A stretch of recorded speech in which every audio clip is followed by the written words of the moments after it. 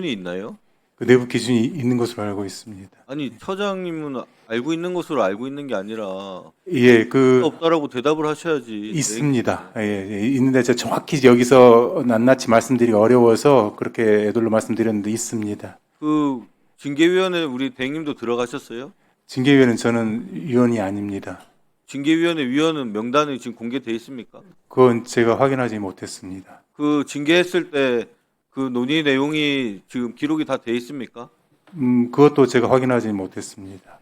아마 기록은 돼 있는데 그게 오픈된지 안 되는지는 제가 확인하지 못했습니다. 그럼 누가 그것을 확인하고 누가 최종적으로 판단을 하는 겁니까? 그 징계위원회에서 최종 징계 결과를 징계 결과가 나오게 되면은 그 징계 결과는 일정 직급 이상들은 관보에 게재도 되고 그렇습니다. 자, 공무원이 대낮에 술을 먹고 행패를 부리고 경찰이 출동했다. 여기에 대해서 어떤 징계를 하는 게 맞다라고 보세요? 뭐 박은정 의원님 토론해 주십시오. 법무장관님, 네네. 이게 그 장윤기 사건, 네, 아까 장관님께서 뭐 검사들이 언론 플레이 안 하고 있다고 하셨는데 뭐 이례적인 사건은 맞습니다. 네. 장관님도 그렇게 말씀하셨고, 근데 이제 검사들이 언론 플레이하고 조선일보, 한동훈, 지금 국민의힘까지 같이 합세해가지고 똑같은 말들을 하고 있거든요. 이 사건으로요.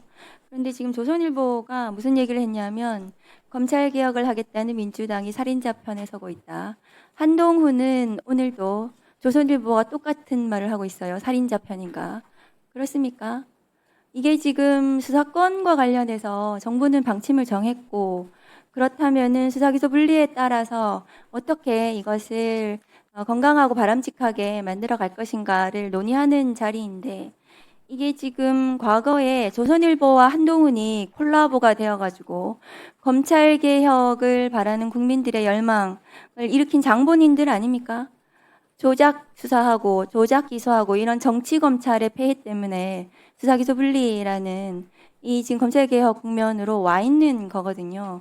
지금 이렇게 부하 내동하는 검사들 언론 플레이를 장관님께서 감시하셔야 된다고 저는 생각합니다. 저는 뭐 이게 검사들이 이 사건을 갖고 뭐 한동훈 의원이나 또는 국민의힘과 뭐 소위 말하면 작당을 해갖고 언론 부여한다고 생각하지는 않습니다. 다만 이 사건이 아시는 것처럼 송치된 이후에 여러 가지 의혹도 제기됐기 때문에 그와 관련해서 광주지검에서 필요한 조치들을 하고 있고 저는 언론들이 집중적으로 취재를 하고 있기 때문에 나오는 거지 저희가 의도적으로 뭐 이걸 갖고서 다른 의도를 갖고 언론 플레이한다는 것은 좀 지나친 것 같습니다. 그럴까요? 저는 오해라고 생각합니다. 네.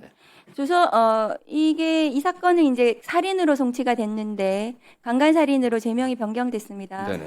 변경된 이제 중요한 요인들을 봤더니 경찰에서는 리얼돌에 대해서 경찰 단계에서 사진을 촬영하고 DNA 채취도 했습니다.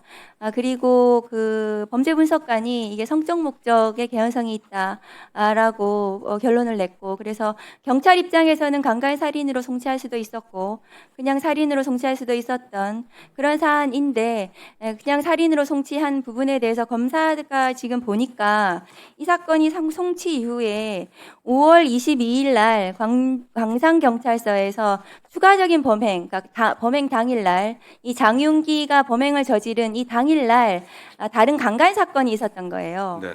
그래서 아마도 다른 피해자에 대한 강간과 이게 연이어 가지고 이렇게 갔다면 이것은 강간의 고의가 있었던 것이 아닌가 해서 그래서 그 추가적인 사건을 검사가 송치받아 보니까 종합해서 이것은 강간 살인으로 판단을 했던 것 같습니다. 그래서 여기서 좀 아쉬운 것은 광산서에서 여청계에서 아마 그 강간 사건은 수사를 했던 것 같고요. 이 사건은 강력에서 했습니다. 그 두 개를 같이 했다면 경찰에서도 강간 살인으로 송치를 하지 않았을까 이렇게 생각이 됩니다.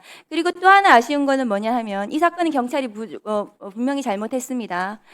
추가적인 이런 수사 부분에 있어서 미진한 부분이 있는데 다만 강간 살인으로 왜 송치를 안 했냐 이 부분은 보안 수사를 하지 않더라도 검찰 단계에서는 죄명 변경은 가능하다라는 말씀을 좀 드리고, 다만 아쉬운 건 뭐냐 하면은 리얼돌 관련해서 검사들이 아버지가 리얼돌을 뭐 폐기했다 이렇게 언론 플레이가 어마어마하게 초기에 나왔는데, 리얼돌 관련해서는 경찰 단계에서 이미 사진을 촬영했고 DNA도 채취했습니다. 그럼 기록에 그게 붙어 있는 거거든요. 검사가 영장을 할 때. 그러면 리얼돌을 압수수색해라 이렇게 검사가 영장 단계에서 보안수사 요구를 할 수 있었는데도 불구하고 그것을 놓쳤던 거, 검사가 그렇게 했던 부분은 좀 아쉽습니다. 이 사건은 검사도 수사하고 있고 경찰도 수사를 하고 있습니다. 맞죠? 네, 그렇습니다. 그러면 이 경찰관에 대해서는 엄정하게 처벌이 될 것입니다. 아버지 경찰의 문제만 있는 것이 아닙니다. 아버지 검사들의 문제가 있습니다. 지난 정권 정적 죽이기 수사에 동원됐던 범죄 검사들의 조직적인 범죄에 대해서는 단 한 명도 처벌받지 않고 있습니다. 장관님. 맞습니까? 검사들은 지금 우리 오늘도 나왔는데 특검에서 검사들의 내란 가담 정황까지 지금 확인되고 있는 상황에서도 검사들은 단 한 명도 이 정부가 출범한 지 1년이 돼가고 있는데도 단 한 명도 처벌받지 않고 있습니다. 그런 구조적인 문제를 해결하자는 것이 검찰개혁입니다. 저는 그렇게 생각합니다, 장관님. 그래서 이 사건을 가지고 검사에게 수사권을 주는 방식으로 문제를 해결해서는 안 된다. 선진국의 모든 나라들이 경찰 수사의 문제점을 1분만 더 주십시오. 예, 1분 더 주세요. 선진국의 모든 나라들, 모든 나라에서 발생할 수 있는 경찰 수사의 문제점입니다. 경찰이 유착하고 비리를 저지르고 부패하고 검사도 마찬가지입니다. 그 문제를 검사에게 수사권을 주는 방식으로 해결해서는 안 된다. 만일에 그것이 해결책이라면 다른 모든 선진국도 검사에게 수사권을 주는 방식으로 그 문제를 해결할 것입니다. 이 사건은 그렇게 논의가 되어서는 안 되고 이 사건이 처리되는 모든 과정에서 드러나는 문제점, 행안부와 법무부가 그 문제가 다시는 되풀이되지 않도록, 다시는 억울한 죽음에서 실체 진실이 제대로 발견될 수 있도록 법무부와 행안부, 검, 경이 모두 다 합심해가지고 대책을 마련해야 되고, 이번 형사소송법 개정 과정, 검찰개혁 법안 과정에서 촘촘히 두텁게 그 제도적 장치를 마련하는 것이 저는 올바른 결론이라고 생각합니다. 어떻게 생각하십니까?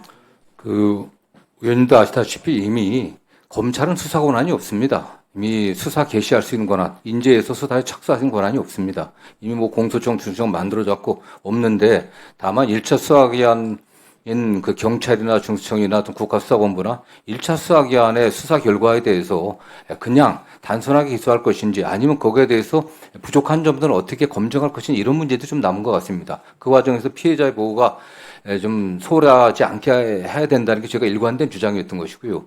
그다음에 장윤기 관련 사건에서는 의원님께서도 뭐 여러 가지 말씀하셨지만 저희들이 보고받은 바에 의하면은 검찰 단계, 경찰 단계에서 제대로 처리되지 않고 검찰 단계에서 보완했던 사항들이 11개나 됩니다, 이게. 한두 가지가 아닙니다. 그래서 뭐, 장윤기 승차 내부 블랙박스 SD 카드 문제, 아버지 집 압수수색 해갖고 찾아낸 것들, 장윤기 1년지 통신 조회한 것들, 그 다음에 카드 넥 해갖고 사용한 것들, 그 다음에 화물트럭 블랙박스 확인해갖고 뒤에 문 열어놨던 거, 이런 것들이 한 10개 이상이 됩니다, 사실. 그렇기 때문에 이거는 뭐 저희가 언론 플레이를 갖다가 검찰이나 또는 광주지검에서 한 게 아니고 올라온 사건들이 의심이 됐기 때문에 의원도 지적하신 것처럼 처음 수사했을 때 약간 프로파일링을 해보니까 그런 의심도 든다고 했기 때문에 면밀히 본 겁니다. 그렇기 때문에 이걸 갖고서 뭐 검찰에서 이 사건 하나 강조해 갖고서 다른 의도를 갖고 언론 플레이를 한다, 이런 오해는 좀 안 하셨으면 좋겠습니다. 예, 수고하셨습니다.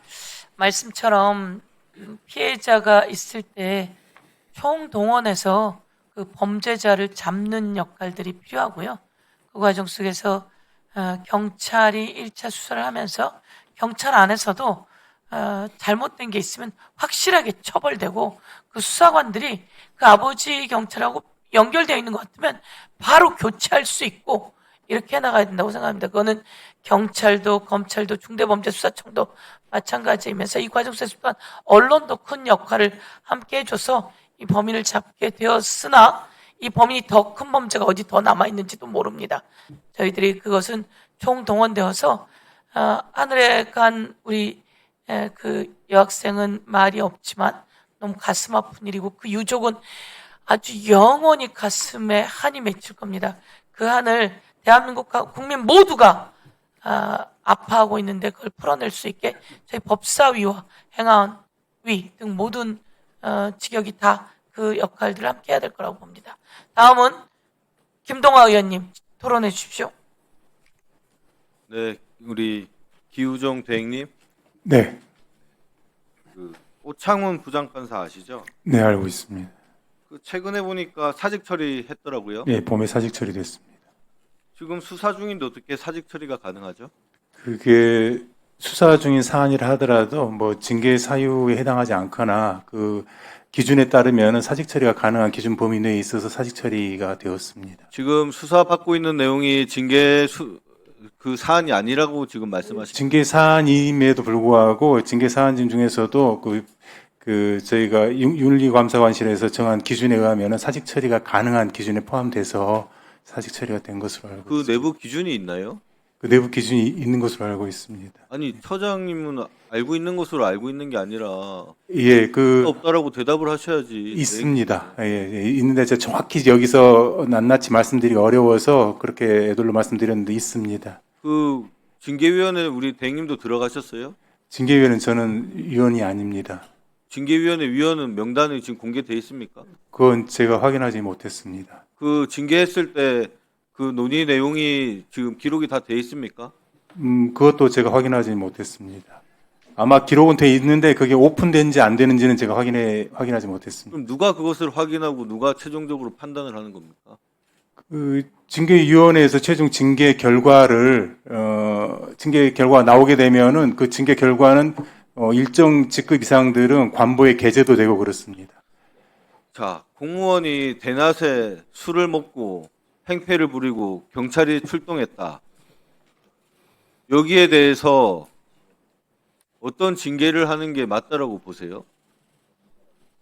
뭐 징계 양정에 관해서 제가 여기서 단언하기 어렵습니다만 대단히 부적절한 행동이었고 그 행위에 걸맞는 징계는 받는 게 맞다고 생각을 합니다. 근데 우리 대법원에서는 경고 처분에 그쳤습니다. 아시죠? 예, 그 판사들은 보통 낮에 술 먹고 노래방 가고 하는 게 일상인데 걸려서 그냥 경고한 겁니까? 네, 그렇게 생각하고 있지는 않습니다. 그리고 지금 공수처에 수사 진행 중인 것은 합의부 사건을 단독으로 판단을 했고 합의 절차가 없었다는 건데 그것은 거의 직권남용 수준의 직권남용 더하기 뭐 문서 위조까지 허위 공문서 작성까지 가능한 부분 같은데 이런 부분에 대해서도 그냥 징계 사유에 해당하지 않는다라고 판단한 것이 온당하다고 보십니까?